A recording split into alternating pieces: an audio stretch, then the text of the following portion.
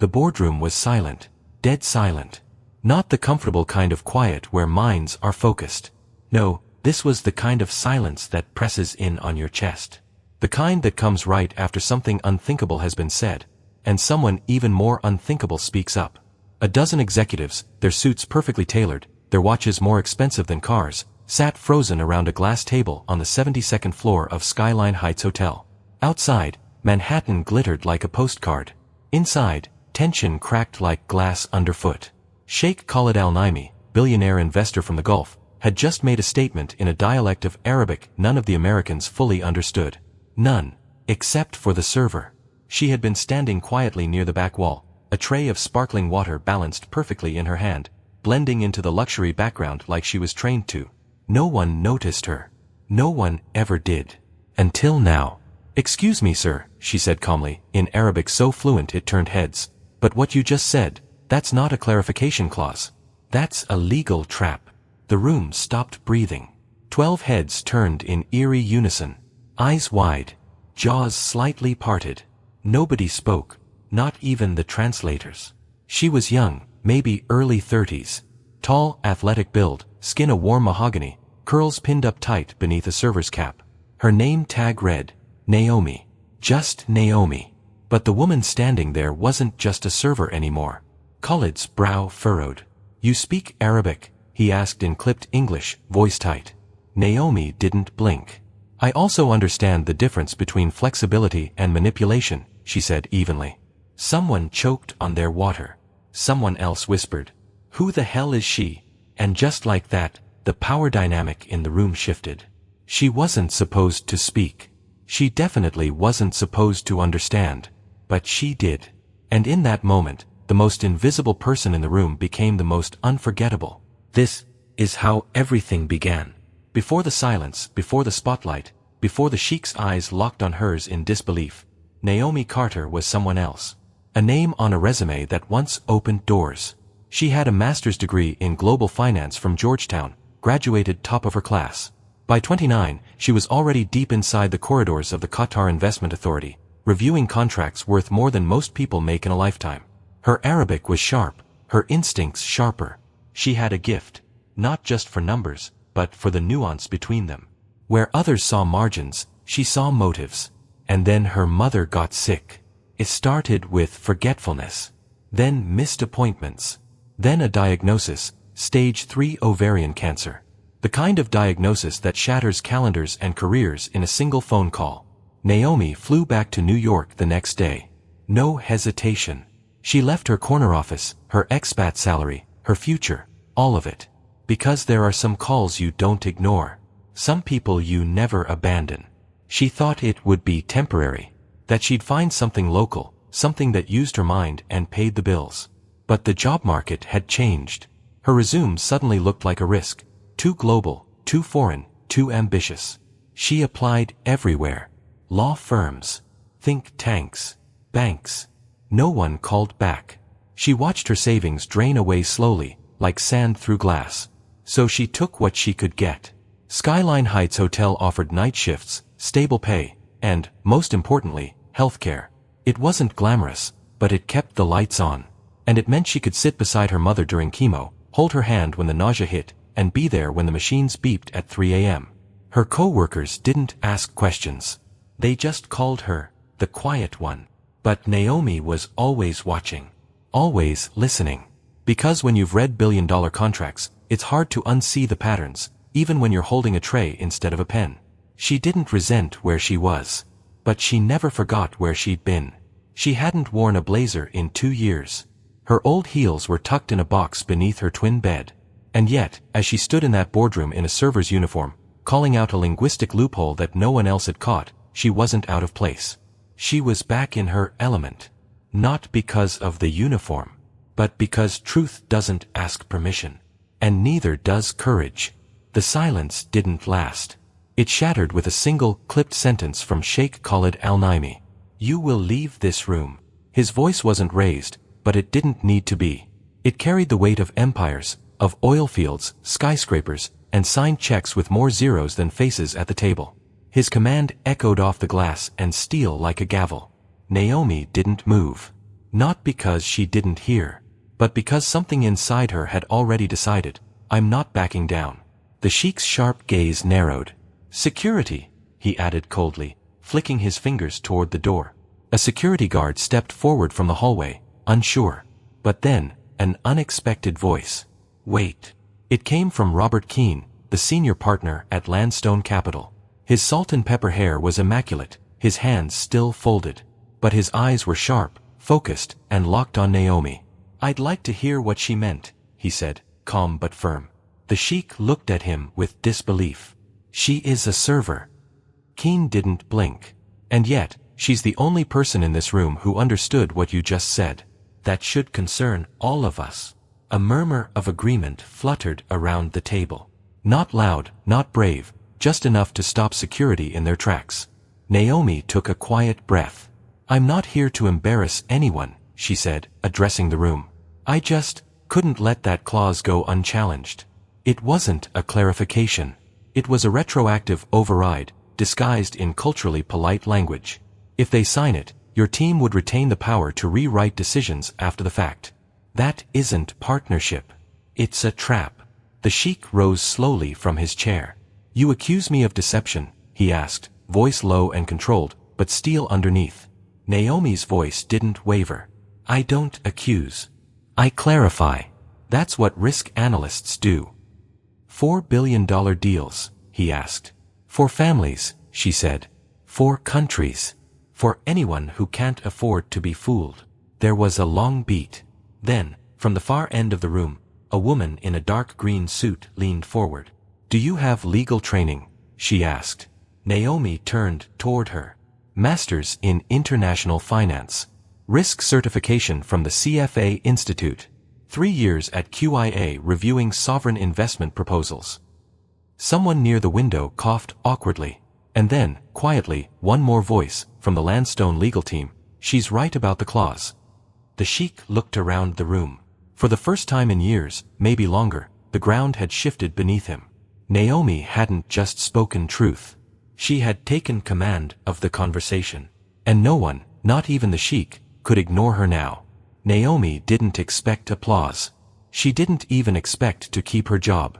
So, when the meeting ended in awkward glances and muttered reassurances, when no one escorted her out or reprimanded her on the spot, she counted it as a quiet miracle.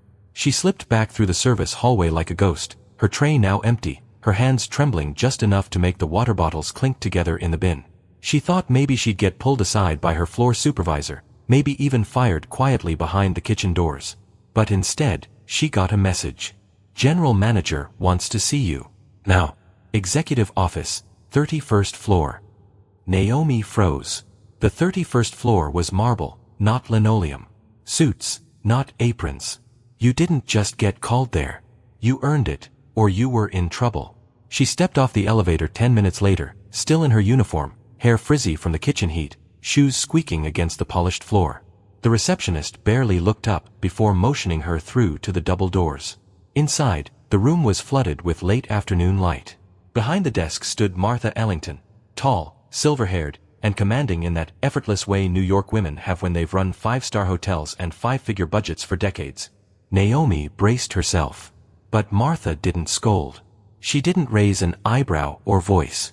She simply tapped a folder on her desk and said, "Sit." Naomi obeyed. Martha opened the folder. Inside was the same contract Naomi had interrupted just an hour earlier, now marked with red tabs and handwritten notes. I pulled this from the negotiation team system before they could lock it down, Martha said. I want you to read it. Naomi blinked. Why? Because, apparently, you're the only person here who saw the flaw before the ink dried, Martha said dryly. If you see anything else, highlight it. Make notes. Use your own system. You've got 12 hours. Naomi stared at the folder. This wasn't a test. It was a door. I'm not part of the legal team, she said quietly. No, but right now, they trust you more than their translator, Martha replied. That's saying something. Naomi swallowed. What happens if I find something? Then we fix it, Martha said. And maybe you won't be carrying trays much longer. Naomi took the folder like it was glass. Precious. Breakable. And as she rode the service elevator back down to her locker, something she hadn't felt in a long time flickered deep in her chest. Hope. Naomi didn't go home. She didn't change out of her uniform. She didn't even eat. Instead, she took the contract folder to the quietest corner of the staff lounge, poured herself a stale cup of coffee, and opened it like she was unlocking a vault. The fluorescent lights buzzed overhead. Somewhere down the hallway, a dishwasher clanged, distant and rhythmic like a metronome counting down the hours. She turned to page 1. Her pen tapped the margin once, then again, and then didn't stop. It didn't take long to see it. The language was polished, polite, almost too polite. Operational adjustments based on evolving market considerations sounded harmless. But Naomi knew that phrase.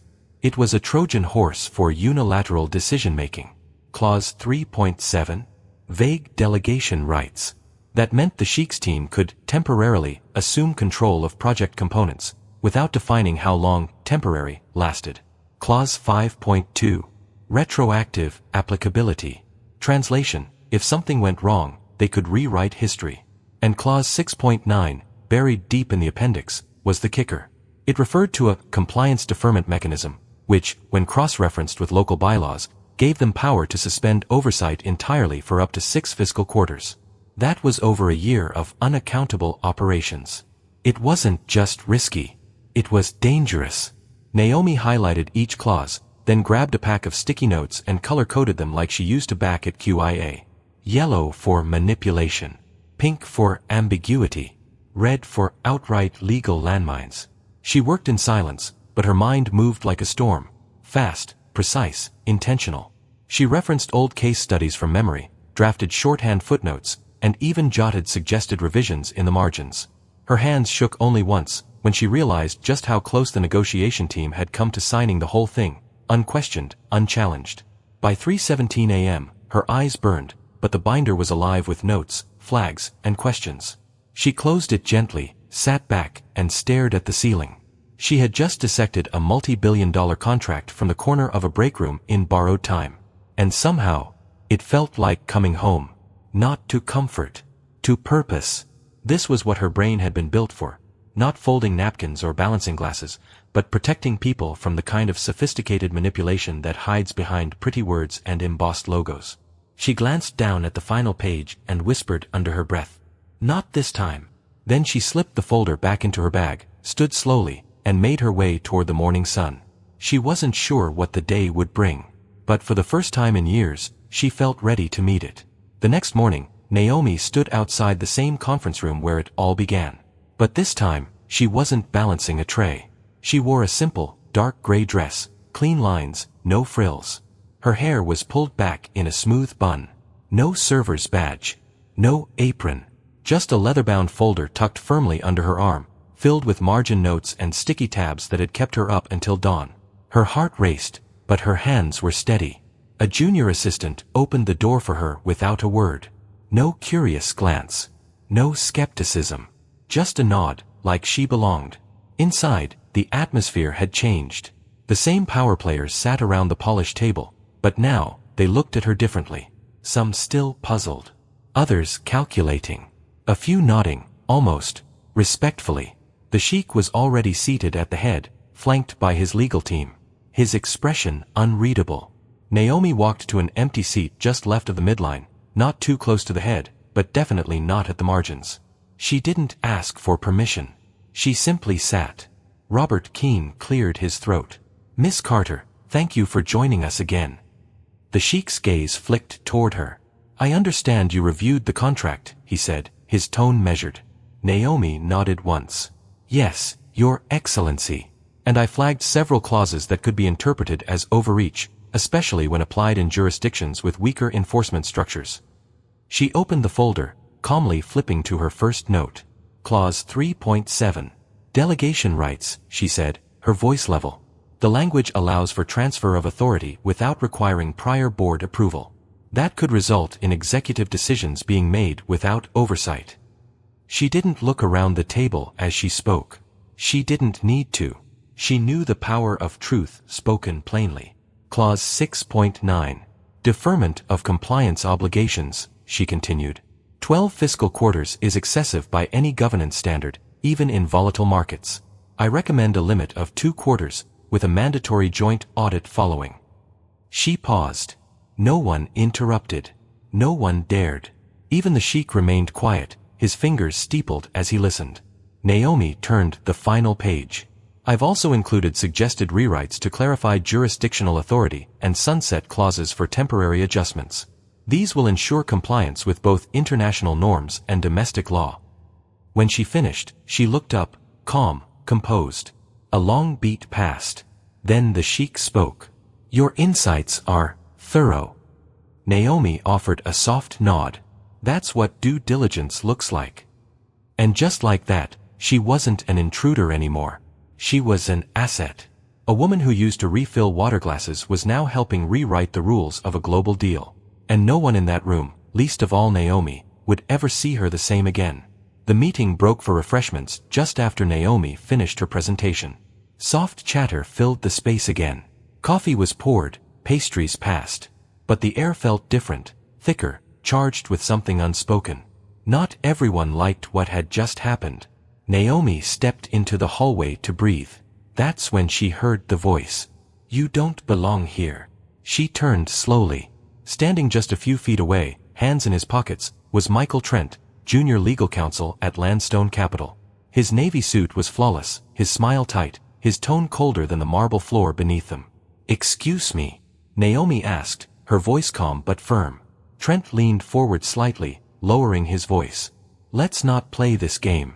You were brought in to serve water, not rewrite contracts. You had your moment. Now step back before you overplay it. Naomi didn't flinch. You're not worried about protocol. You're worried about exposure. His jaw tensed. I'm worried about a deal falling apart because someone who wasn't even cleared to be in the room is now dictating legal language. She held his gaze. You mean the same legal language that would have let your firm override every community agreement tied to this project? Trent's smirk faded. Before he could reply, another voice cut through the tension. Is there a problem here? Both turned to see Martha Ellington standing just behind them. Her arms were crossed, one brow raised, her expression unreadable, but her presence was enough to make Trent take a step back. No problem, he muttered. Just clarifying roles. Martha smiled thinly. Good. Because as of this morning, Naomi's role includes direct advisory to senior counsel. So if you have questions about her clearance, you can bring them to me. Trent gave a stiff nod, then disappeared down the hallway without another word. Martha turned to Naomi, her tone softening. You okay? Naomi nodded, though her heart was still thudding. I'm fine. He's just afraid. Martha tilted her head. Good. He should be. She placed a gentle hand on Naomi's shoulder. You shook the room today. And some people only know how to push back when they feel small. Naomi exhaled. She didn't come here to make enemies. But she wasn't going to apologize for telling the truth. And if that truth made some people uncomfortable, maybe they needed to be. She straightened her shoulders and walked back into the conference room, head high, steps steady. She was no longer just present. She was part of the process. And the system was starting to feel it. Later that afternoon, Naomi sat alone in one of the smaller strategy rooms, just her, a laptop, and a cup of coffee that had long gone cold. She had asked for access to the full contract bundle, not just the highlighted version. If she was going to help protect this deal, she wanted to see everything. Every clause. Every schedule. Every appendix. And that's when she found it. At first, it looked like a formatting error, an extra footnote in a line item buried under environmental contingency funding. The amount was large, even by sovereign investment standards, $23 million labeled as Pre-allocation for Environmental Justice Initiative, EJI. That part wasn't alarming. What caught her eye was the trail, or the lack of one. There was no project number, no location tag, no departmental sponsor. Just a vague routing code that redirected the funds to a holding subsidiary called Legacy Venture Holdings. She blinked. That name wasn't in any of the briefings. She opened a new tab, cross-checked the entity. Delaware registered. No operational website. No public-facing leadership team. Shell company. Her pulse quickened. She pulled up transaction records, half expecting to hit a firewall, but her clearance, now semi-official, gave her access to archived vendor files. The money had been routed through Legacy, then split across 3 offshore accounts within 24 hours. One in Singapore, one in Zurich, one listed only as Regional Infrastructure Fund, holding pattern. Naomi sat back. This wasn't a clerical error. It was a funnel. A quiet, well-insulated redirection of funds originally earmarked for indigenous clean water projects in Arizona and Minnesota. Projects that were now quietly on hold. She scrolled down, looking for a signature. There it was. Initiated by M. Trent. Of course. Her jaw tightened, her fingers resting lightly on the keyboard. This wasn't just about language traps in a contract. This was fraud. Coded, disguised, and executed under the banner of sustainability, but in reality, it was theft. Displacement of public trust wrapped in corporate politeness. Naomi took a breath. She could feel the line between employee and whistleblower beginning to blur. She copied the file path, encrypted a snapshot, and saved it to an external drive. Then she did something harder. She picked up the phone and called Martha. "We have a problem," she said. "And it's not just legal. It's ethical." Martha's voice on the other end was steady. "How big?" Naomi looked at the total. $23 million worth of big. There was silence. Then Martha replied, "Meet me in my office in an hour. Don't talk to anyone else." Naomi nodded. She knew what that meant. The real game had just begun. Naomi left the hotel just after 8 p.m., clutching her tote bag tighter than usual. Inside it, the encrypted flash drive sat in a zipped side pocket, cool, compact, and suddenly heavier than anything she'd ever carried. The city around her buzzed with its usual evening rhythm, horns blaring, footsteps clattering, the low hum of late-night conversations. But Naomi didn't hear any of it. She kept looking over her shoulder. Twice. 3 times. Nothing obvious. Still, something didn't feel right. She took the long way home, changed subway lines twice, got off one stop early. It was a habit she'd picked up years ago in Doha when she'd been warned, half jokingly, half seriously, about reading contracts that people want buried. By the time she reached her Brooklyn apartment, her nerves were raw. She triple-locked the door, drew the blinds, and placed the flash drive under a loose floorboard in the corner of her bedroom.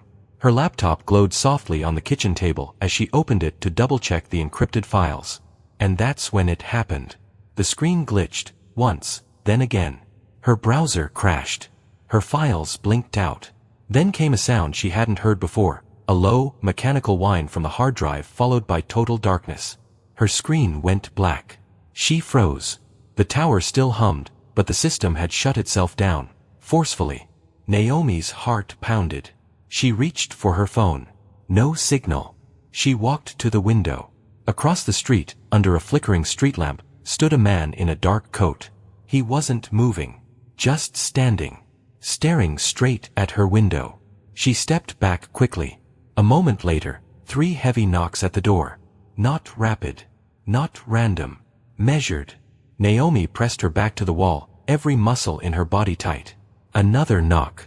She edged toward the peephole. A man stood there, tall, clean-shaven, wearing a corporate lanyard that didn't show a name. He didn't knock again. Just stood, unmoving, like a warning left on her doorstep. Then, without a word, he turned and walked down the hall. Slow, controlled, deliberate. Naomi didn't exhale until she heard the building door click shut downstairs. She moved quickly, pulled the drive from beneath the floorboard, placed it in an anti-static sleeve, slipped it into her coat pocket. Then she grabbed a prepaid phone from the kitchen drawer, powered it up, and sent a message to Martha. System breach. Possible surveillance. Must meet off-site. Tomorrow. Secure location. Within minutes, Martha replied, Elmhurst Public Library. Lower level. Noon. Use side entrance. Burn this number. Naomi powered down the phone and stared at the city lights outside her window. She had crossed a line. And now, someone wanted her to disappear. But Naomi had no intention of going quiet. Not now. Not ever. The boardroom was colder than usual, not in temperature, but in tone. Sunlight spilled across the polished mahogany table, but no one looked outside. Eyes were locked forward, faces stern. Phones silenced. For once, the room of executives, lawyers, and regional partners had nothing casual to say. Because they all knew. Today wasn't just a meeting. It was a reckoning. Naomi sat beside Martha Ellington at the far end of the table. Her leather folder rested in front of her, a matching flash drive clipped discreetly inside. She had barely slept. But her mind was sharp, her voice steady. Across from them sat Michael Trent, jaw tight, tie too perfect. To his right was Harold Covington, the firm's senior legal advisor. He wore his usual smirk, the kind that suggested immunity wrapped in custom tailoring. At precisely 9 a.m., Sheikh Khalid Al-Naimi entered. No entourage. No translator. He nodded once, sat at the head of the table, and spoke calmly. Proceed. Martha stood first. Your Excellency, she began, what we're about to present involves not just contractual manipulation, but ethical violations of the highest order, fraudulent financial routing, shell transfers, and the redirection of funds earmarked for humanitarian projects. She paused, then turned to Naomi.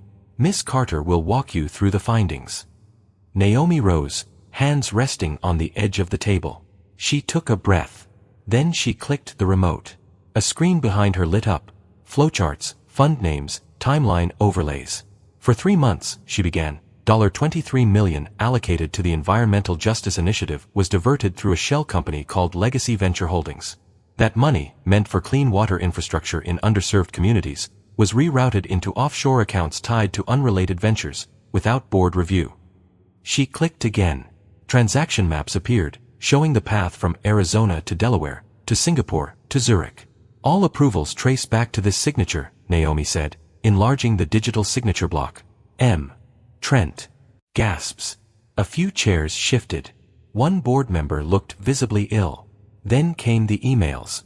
Direct exchanges between Trent and Covington, discussing how to bury the line item, avoid audit trails, and use legal language to cloak discretion beneath sustainability. Naomi didn't embellish. She didn't dramatize. She just told the truth.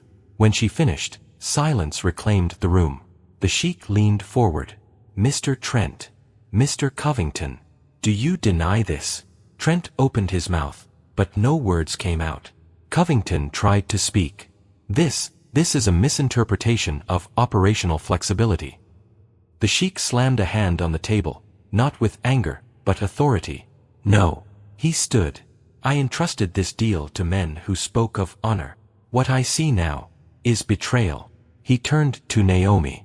From this moment forward, no contract moves forward without her eyes on it. And with that, the room shifted.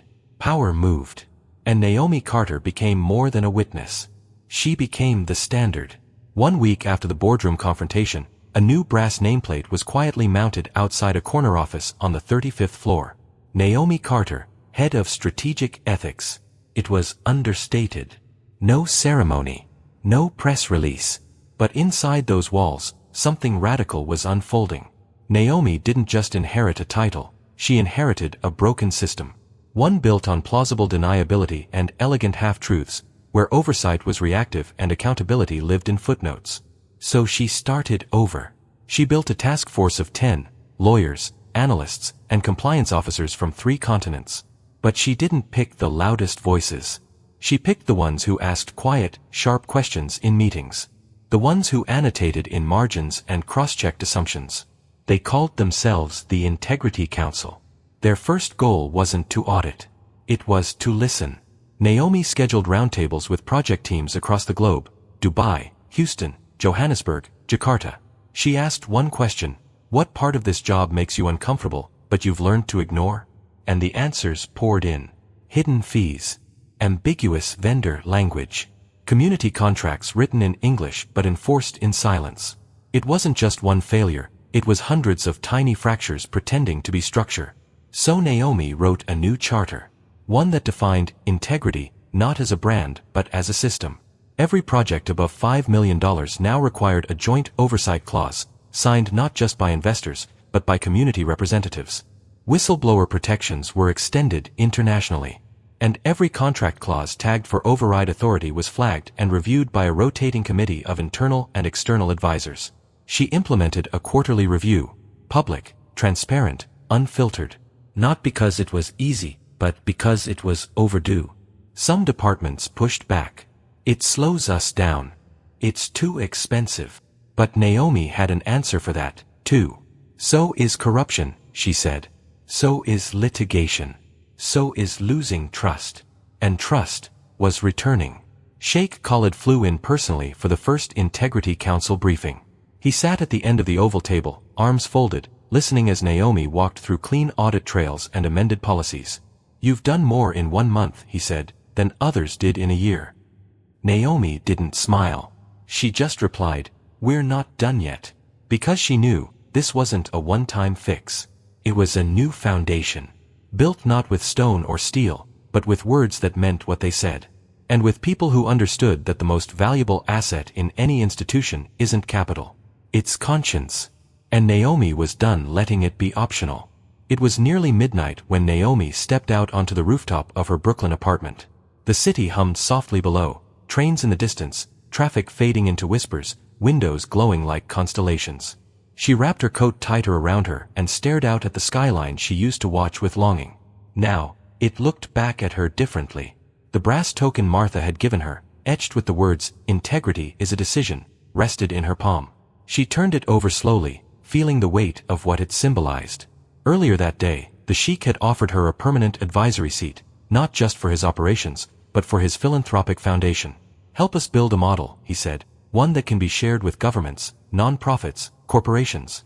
A framework for trust." She had said yes. But what moved her most wasn't the position or the paycheck. It was a simple moment from that afternoon, when a junior analyst, no older than 24, knocked on her office door with shaking hands and whispered, "Can I ask you something? How did you do it?" Naomi had smiled gently. "I didn't wait for permission."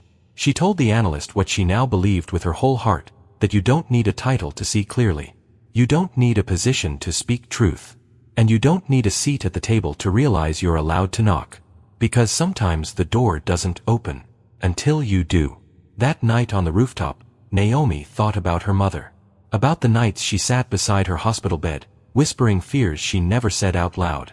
About the time she almost gave up, almost stopped trying, almost accepted the silence. And then, she remembered the moment she didn't. That one sentence in Arabic. That single interruption. The ripple it caused. The contracts that didn't get signed. The communities that would now have clean water. The children whose names she'd never know but whose futures had quietly shifted because one woman refused to stay invisible. That was the lesson. It's not about the role. It's about the responsibility. And if the system doesn't see you, you still see it. Naomi looked out over the city one last time before heading back inside. On her desk sat a framed copy of the new ethics charter, signed by all partners, translated into 4 languages, and publicly posted online. Beneath it was her original name tag. Still scratched. Still faded. But now, displayed with pride. Because it wasn't just a relic. It was a reminder. That change doesn't always walk in wearing a badge or holding a briefcase. Sometimes, it walks in with a tray of water, listens quietly for hours, and then speaks one sentence that shakes the room.